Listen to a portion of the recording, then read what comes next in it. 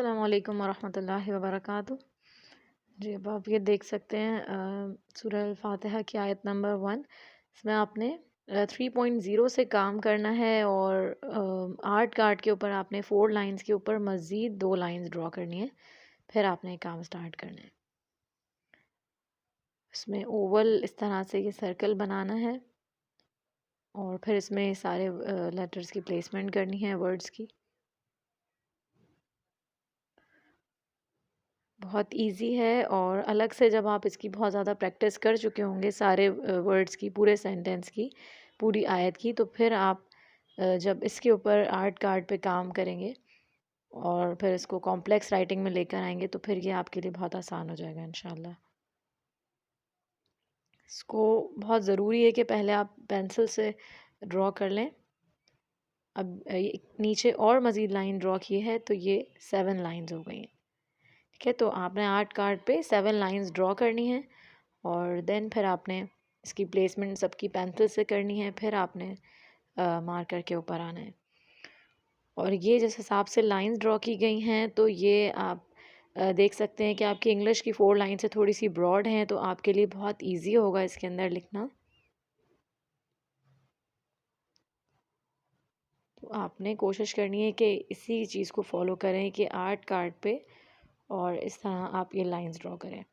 4 lines जो है वो 2 सेंटीमीटर के दरमियान आ जाएंगी और उसी में फिर आपने नीचे मज़ीद 3 लाइंस मज़ीद 2 लाइंस और ड्रॉ करनी है, तो ये मज़ीद 3 लाइंस ड्रॉ करनी है तो 7 लाइंस हो जाएंगी और इस तरह आपके पास ये 7 लाइंस में फिर आपने काम स्टार्ट करना है।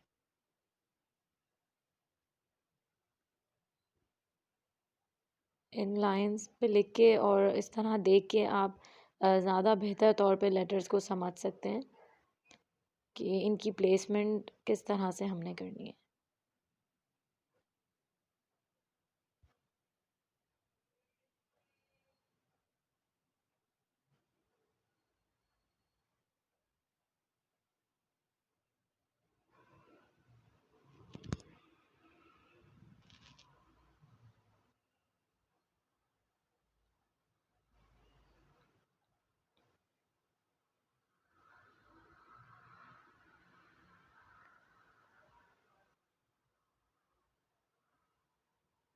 अब जब आप ओवल सर्कल सही बनाएंगे तो आपका शेप जो है वो पूरी आर्ट वर्क का इंशाल्लाह बैलेंस होगा।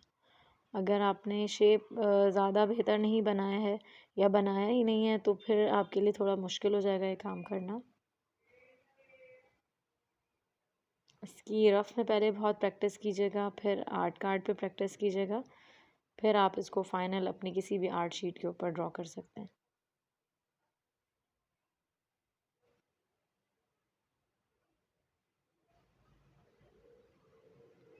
फिनिशिंग हमेशा आप अगेन दोबारा आप कर सकते हैं किसी भी बारीक 1.0 का, जिस तरह मैंने हरकत के लिए लिया है पेन, तो इससे आप हरकत कंप्लीट करने के बाद सारे लेटर्स की फिनिशिंग भी इसी से कर सकते हैं।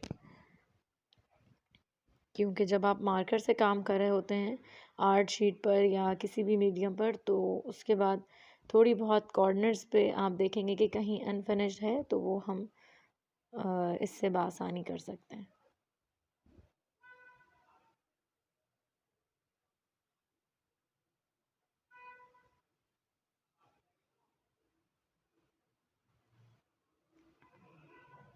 आप पहले हरकत लगा लें और फिर आप फिलर्स लगा लें तो ये आपके लिए ज़्यादा इजी होगा। क्योंकि बाज़ दफ़ा हम फिलर्स जिस जगह पर लगा रहे होते हैं वो उस जगह के ऊपर हमें हरकत कोई भी जो है वो प्लेस करनी होती है, तो पहले हरकत लगा लें और फिर देन आप फिलर्स लगा सकते हैं।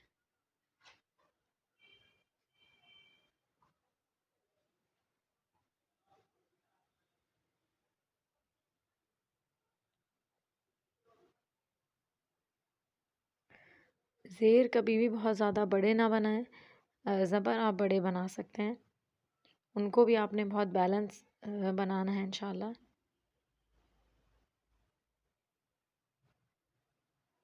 ये जो छोटा सा मीम एक फिलर के तौर पे बनता है और ये वाला आइन इसके अंदर आपने इसकी एंडिंग का इंशाल्लाह ख्याल रखना है कि ये बारीक हो।